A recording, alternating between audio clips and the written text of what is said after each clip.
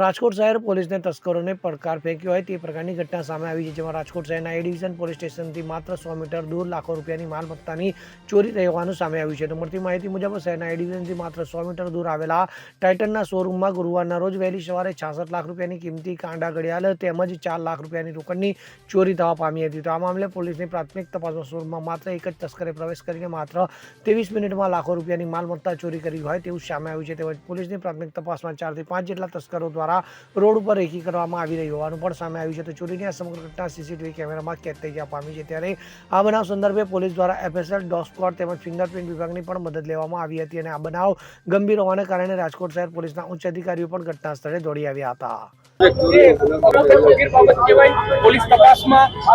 ચોરીના બનાવમાં ત્રિકોણબાગ પાસે ટાઇટનના શોરૂમની અંદર ચોરી થયેલ છે. જે ઘડિયાળો ટાઇટન કંપનીની અલગ અલગ બ્રાન્ડની 102 ઘડિયાળની ચોરી થયેલ છે. તેમજ રોકડ રૂપિયા 4 લાખની આસપાસ ચોરી થયેલ છે. જે ચોરી આજ રોજ સવારના 4:45 થી લઈ અને 5 વાગ્યા સુધી 20 મિનિટની અંદર ચોરી થયેલ છે. જે ઘડિયાળો 102 એની કિંમત અંદાજે 66 લાખ રૂપિયા જેટલી છે. તેમાં આ ચોરીમાં આશરે 5 થી 6 માણસો, 5 માણસો છે પણ 6 પણ હોઈ શકે. 6 માણસો દ્વારા આ ચોરીનું કૃત્ય આચરવામાં આવે છે.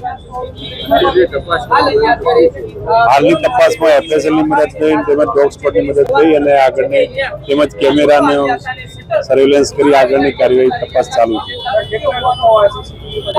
સીસીટીવીમાં હાલમાં અહીંયા 5 માણસો દેખાય છે અને કોઈ બીજા પણ સંડોવાયેલા હોવા જોઈએ. અહીંયા 5 તો અહીંયા દેખાય જ છે, પછી કોઈ એમની જોડે કોઈ વાહન વાળો સંડોવાયેલ છે કે મેં કેમેરાની મદદથી આગળની વધુ તપાસ રેકી કરતા છે. 5 માણસો રેકી કરતા દેખાય છે. એક જ વ્યક્તિ અંદર 70 લાખ આસપાસની ચોરી છે. આશરે 102 ઘડિયાળ છે ટાઇટન કંપનીની અલગ અલગ બ્રાન્ડની.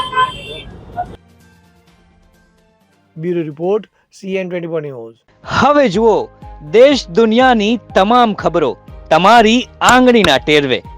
ઉઠાવો મોબાઈલ અને Google Play Store પરથી ડાઉનલોડ કરો અમારી CN24 ન્યૂઝ મોબાઈલ એપ.